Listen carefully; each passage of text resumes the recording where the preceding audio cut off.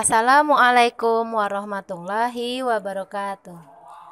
Hai kelas, jumpa lagi dengan Ustazah Tika. Sebelum kita memulai pelajaran, sebaiknya kita membaca doa sebelum belajar. Bismillahirrahmanirrahim. Raditu billahi rabbah wa bil islami dina wa bi Muhammadin nabiyya wa rasulah. Rabbi zidni ilman warzuqni fahman. Obligation and prohibition. Learning objectives atau tujuan pembelajaran kita kali ini yaitu setelah mempelajari materi ini, siswa diharapkan mampu yang pertama mengungkapkan keharusan, yang kedua mengungkapkan larangan, dan yang ketiga menggunakan modal must dan have to.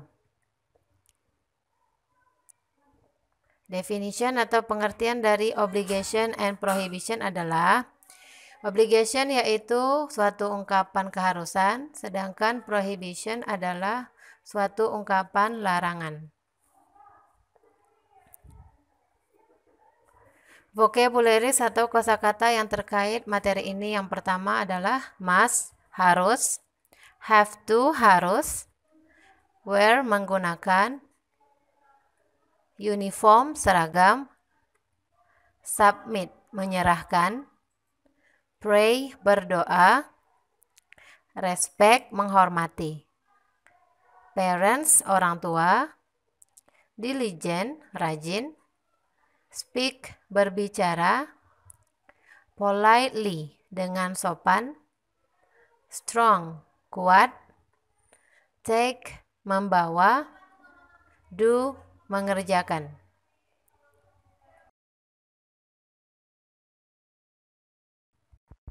Sekarang kita masuk ke structure text atau struktur teks dalam membuat kalimat obligation and prohibition. Modal yang pertama yaitu must untuk ungkapan obligation. Rumusnya adalah subject plus must plus verb one atau kata kerja bentuk pertama. Contohnya, you must wear uniform, yang artinya kamu harus menggunakan seragam. Contoh yang kedua, I must submit my tasks, yang artinya saya harus menyerahkan tugas saya. Modal yang kedua yaitu mustn't. Mustn't untuk ungkapan prohibition atau larangan. Rumusnya yaitu subject plus mustn't plus verb one atau kata kerja pertama. Contohnya, you mustn't take a card. Kamu tidak harus membawa kartu. Contoh yang kedua, I mustn't submit my bag. Saya tidak harus menyerahkan tas saya atau tasku.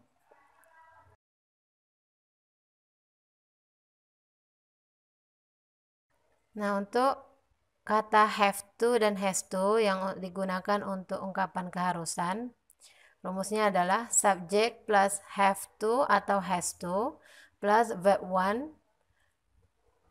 Contohnya, we have to wear uniform. Kita harus menggunakan seragam. Contoh yang kedua, he has to submit his tasks. Dia harus menyerahkan tugasnya. Don't dan doesn't have to untuk ungkapan prohibition atau larangan. Rumusnya adalah subject plus don't atau doesn't, have to plus verb one atau kata kerja. Contohnya, they don't have to take the card. Mereka tidak harus membawa kartu. Contoh yang kedua, Clara doesn't have to come home now. Clara tidak harus pulang sekarang.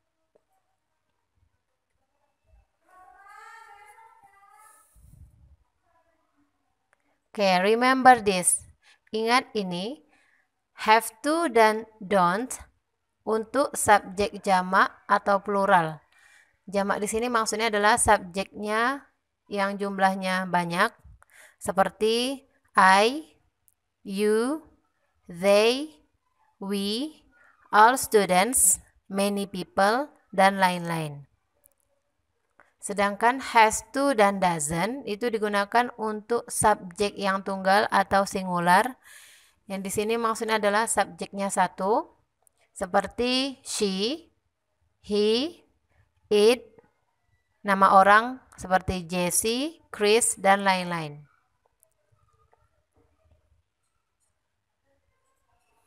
How to differentiate between must and have to? Bagaimana caranya membedakan antara must dan have to?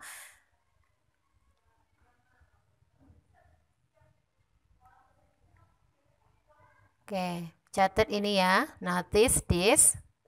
Untuk must ini digunakan untuk ungkapan formal. Kemudian keharusan yang dibuat oleh si pembicara.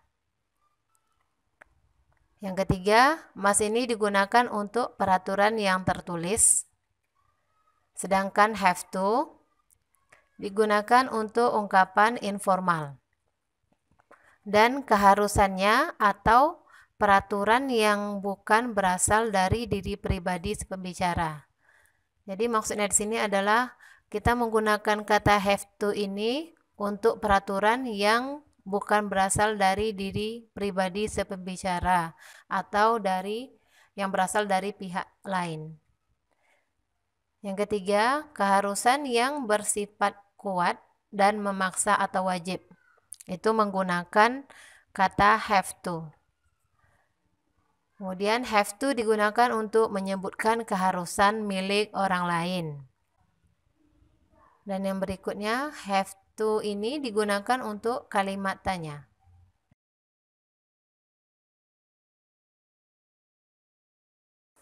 Nah, setelah anak-anak ustazah melihat penjelasan perbedaan antara must dan have to, silahkan mencoba untuk menjawab 10 soal berikut ini dengan memilih kata yang tepat antara must, have to, atau has to. Thanks for your watching. Terima kasih sudah menonton video pembelajaran ustazah. Semoga apa yang ustazah sampaikan antum semua paham. Oke, ustazah akhiri. Wassalamualaikum warahmatullahi wabarakatuh.